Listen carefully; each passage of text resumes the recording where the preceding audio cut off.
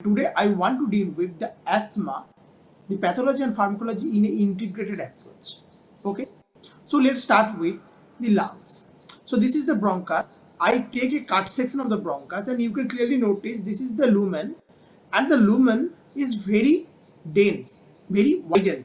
Okay, so the airway is not obstructed.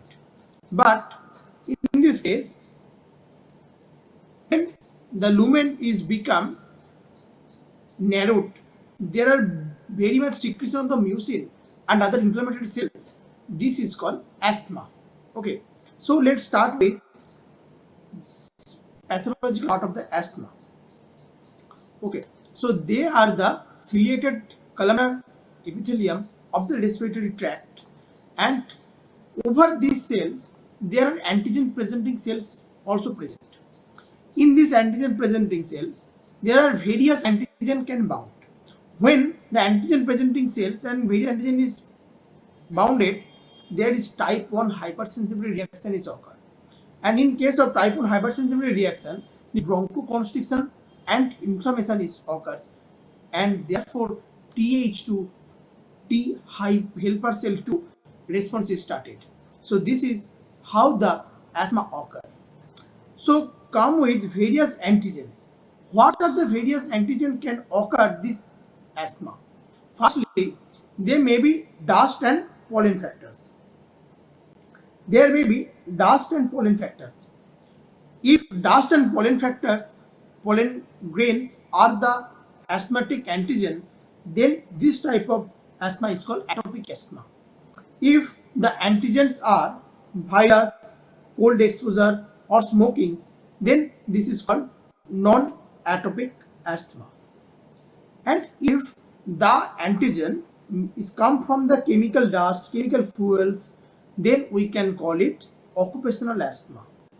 And aspirin is a drug who is COX inhibitor. Mainly this is the COX inhibitor, and if the COX is inhibited, the prostaglandin synthesis is decreased. If the prostaglandin synthesis is decreased, there is a bronchoconstrictions. So this is actually the drug induced bronchial asthma.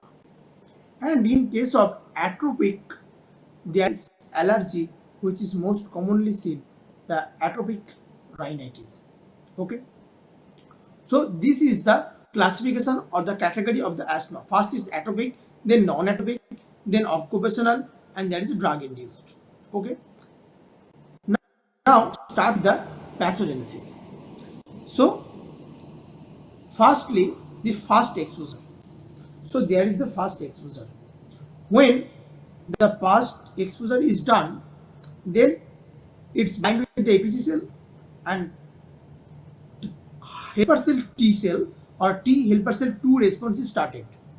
Th2 responses, they are firstly interleukin 4 is secreted, then interleukin 5 is secreted, and interleukin 13 is secreted. When there is interleukin 4 is secreted, this mainly activate the B cells, and when the B cells is activated, IgE is produced. So this is the IgE, and this is actually the mast cell. This is actually the mast cell, and this is the Fc receptor.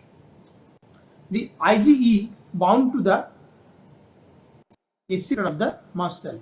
So this is the IgE bound to the Fc receptor, and then this mast cell is sensitizes. So this is called sensitization of the mast cell. When the mast cell is sensitized, there are histamine and PAF is secreted. You can notice there is a histamine and PAF is secreted. This histamine and the PAF mainly cause the flushing, the edema, respiratory distress. Okay, so this edema and respiratory distress, the three factors: flushing, edema, and respiratory distress when the first exposure is occur. So the mast cell is sensitized. Now coming to the second exposure, just follow the process. So this is the second exposure.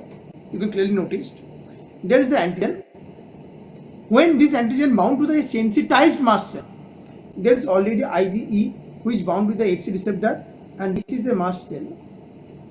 When the IgE is attached with the antigen, there is in the cell membrane of the mast cell, this leukotriene pathway starts.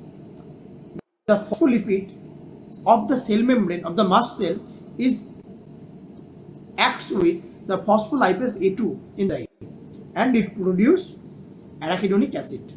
And with the help of the enzyme COX, the arachidonic acid produces prostaglandins. And with the help of the LOX enzyme, they produce the leukotrienes. Leukotriene B4, C4 and D4. Leukotriene B4, C4 and the D4. So this is the mast cell, which in the blue dots are the leukotrienes. Okay. So when the mast cell bursts, this leukotriene gets released. So these are the leukotrienes which come from the mast cells, and these leukotrienes binds with the leukotriene receptors. This is the leukotriene receptor which present over the smooth muscles of the bronchus. So this is the smooth muscle of the bronchus, and the leukotriene receptors is attached by the leukotriene B4, C4 and D4, and then the smooth muscle starts contracting and the bronchoconstriction occurs, respiratory distress is increased, and therefore the asthma attack starts. So this is the pathogenesis of the asthma. Okay. Now before coming to the pharmacology, so for the sputum microscopy, all we done in the pathogenesis, we take the sputum inside the microscope or under the microscope, we can find some important findings in case of asthma, right? So what are the findings? First of all, there is a Charcot Leyden crystals. What is this Charcot Leyden crystal? We can come in the interleukin 5 part. In case of interleukin 5 is activated, the eosinophil synthesis or eosinophil starts increasing, and major basic protein of the eosinophil starts released in our body. So when the interleukin 5 is activated, then the eosinophil starts increasing in our body, and these eosinophil crossing artifacts is mainly called the Charcot Leyden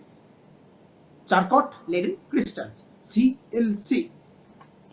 So eosinophil crossing artifacts, it's mainly called as Charcot Leyden crystals. In the respiratory pathway, there are some damaged epithelium is present because of the asthma attack, and this damaged respiratory epithelium cells is mainly called Crayola body. They are actually the damaged respiratory epithelium cells. And when the interleukin 13 is activated, mainly mucin is secreted, and this mucin, the impacted mucin plugs with the inflammatory cells, it's mainly called the Craftsman spiral. The Craftsman spiral. So there are three findings. First of all, the Charcot Leyden crystal, then Crayola body, and then the Craftsman spiral. Okay. So they are all about the pathology or the pathogenesis of the bronchial asthma. Now I want to start with the pharmacological part, and here is the same image. I want to deal from the backward to the forward path. So just follow the path, and there are the drugs which acting the pathway, it helps us in asthma. First of all, there is bronchoconstriction. So first drug which can act here, the bronchodilators. Secondly, the leukotriene is attached with the leukotriene receptors, then the smooth muscle gets activated, so we can stop the leukotriene to attach with the leukotriene receptors. So there is a second drug which is leukotriene receptor antagonist. Okay, there is a third drug which mainly stabilize the mast cell and stop the mast cell burst. When the mast cell is burst, then the leukotriene is released. So we have to stop the mast cell. So we have to stabilize the mast cell. So the third drug is mast cell stabilizer. There are some drugs which act on the leukotriene pathway that is why the leukotriene is not formed. So that is the leukotriene pathway inhibitors.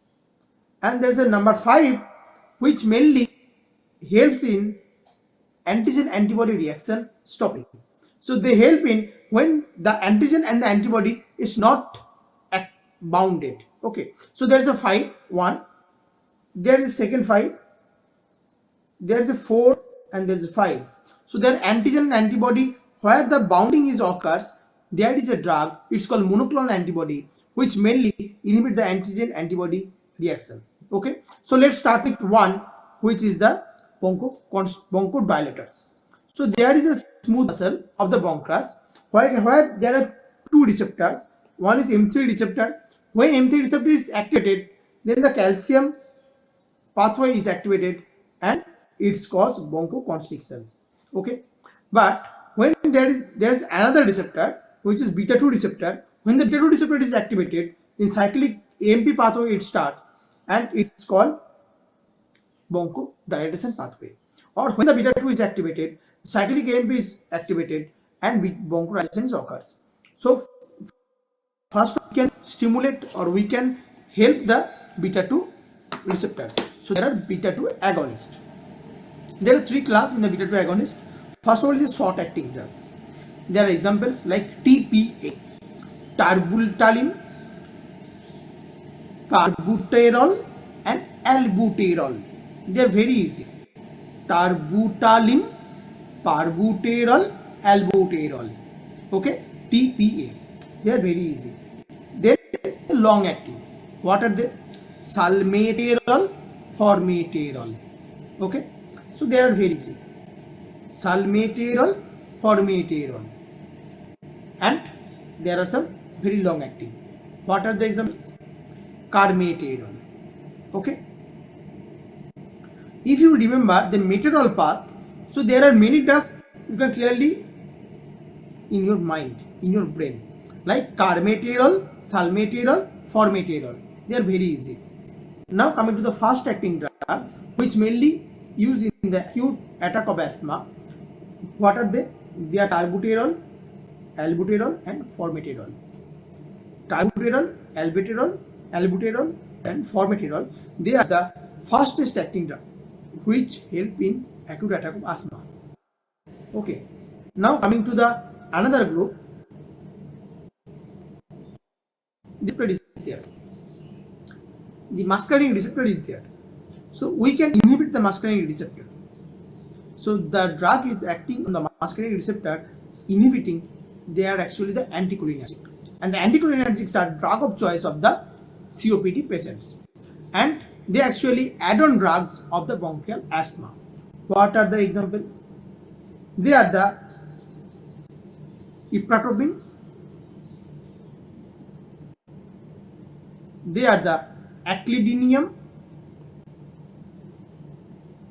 and they are the tiotropium. They are the 3 examples. TIAT, ipratopin, aclidinium, and tiotropium. They are the 3 examples of the anticholinergic drugs. And there are the third group of drugs which act like in this pathway. When the cyclic AMP is metabolized, the enzyme is the phosphodiesterase 3 or 4. So we can stop the cyclic AMP metabolism. So there are another group of drugs which act on the PDE 3 or 4. They are actually the methylxanthine.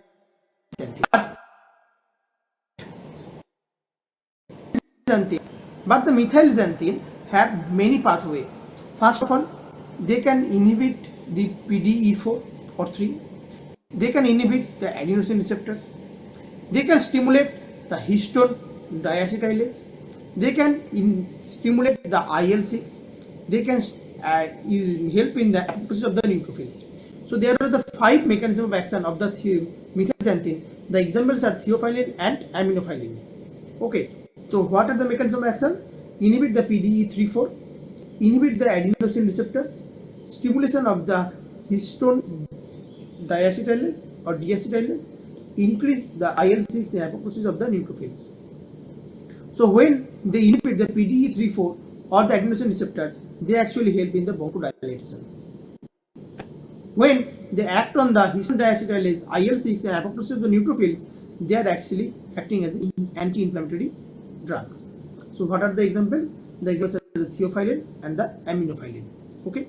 Now coming to the again, so the first one is okay. Now coming to the second one, which mainly helps to stopping the binding between the leukotrienes and the leukotriene receptors. So they are actually the LTRA, leukotriene receptors antagonists. So there are three types of leukotriene. One is leukotriene C4 D4E4 and leukotriene B4. Leukotriene C4 D4E4 mainly binds with the cis-LT1 and cis-LT2 receptor. Cis-LT1 and cis-LT2, and leukotriene B4 mainly binds on the BLT1 and BLT2 receptor. So there are the example of the cis-LT1 receptor antagonist. So what are the examples? The examples are montelukast and zafrilukast. They are the examples of the cis-LT1 receptor antagonist. And there are some drugs which act on the BLT1 and BLT2 both. So they are the dual BLT receptor antagonist. LY29311. Okay. Coming to the third, what is the third? So the third group, they mainly act on the mast cell. That's why the mast cell is not burst. So they are mast cell stabilizers. So they are the mast cell stabilizers. What are the example? They are chromoline nidochromil. Chromoline nidochromil. They actually blocks the mast cell degranulation. They actually blocks the mast cell degranulation. And there's another example which is the ketotifen. Ketotifen. They actually help in mast cell stabilization, decrease the NO release or nitrogen oxide release, and histamine 1 blockers. So they actually help us in the oral prophylaxis of the allergic induced asthma. There is a mechanism of action, mast cell stabilization, decrease the NO release, and H1 blockers. Now coming to the fourth group of drug, they are actually the leukotriene pathway inhibitors. So there is the leukotriene pathway phospholipid from the arachidonic acid. So we can block this pathway by inhibiting phospholipase enzyme. The phospholipase enzyme is inhibited by steroids. So steroids, what is the mechanism of action of the steroids? There are not only one mechanism of action of the steroid. The steroids mainly decrease the mucus secretion, decrease the production of the inflammatory mediators, and increase the beta 2 receptors. Okay, so there are three mechanisms of action of the steroids. First of all, they decrease the mucus secretion, decrease the production of the inflammatory mediators, and increase the beta 2 receptors. If the beta 2 receptor is increases, then the beta 2 agonist, they are more approach to bind over the beta 2 receptors. So they are actually synergism with the beta 2 receptor action. So what are the examples? The examples are buclemifazone, fluticasone, flunisolide, and cyclosolide. Okay, they are actually the inhalational route steroids or inhalational corticosteroids, ICS, inhalational corticosteroids, and they are actually the drug of choice for the prophylaxis of the bronchial asthma. Okay. Now coming to the fifth group of drug, when I am talking about the monoclonal antibodies. The monoclonal antibodies, they are mainly anti-IgE. They are mainly interleukin 4 blockers and interleukin 5 blockers. So anti-IgE antibodies, what is the examples? Omalizumab. Okay, they are actually the anti-IgE monoclonal antibody. Dupilumab, they are actually the examples of the interleukin 4. interleukin-4 blockers, monoclonal antibody, and reslizumab.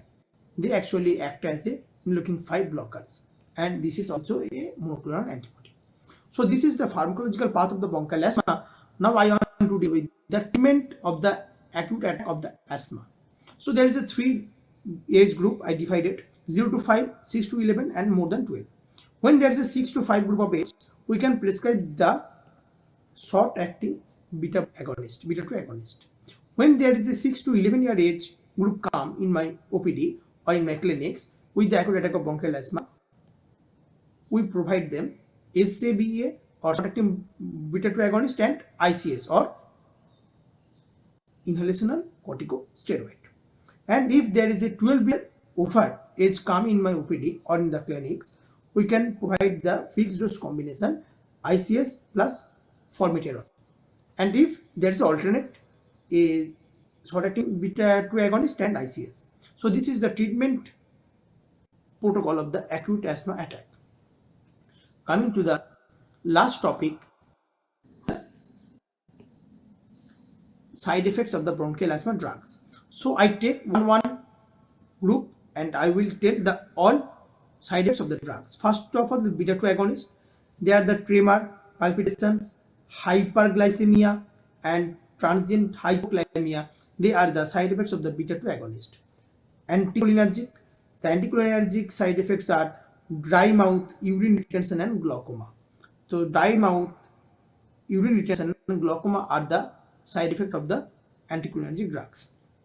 Leukotriene inhibitors.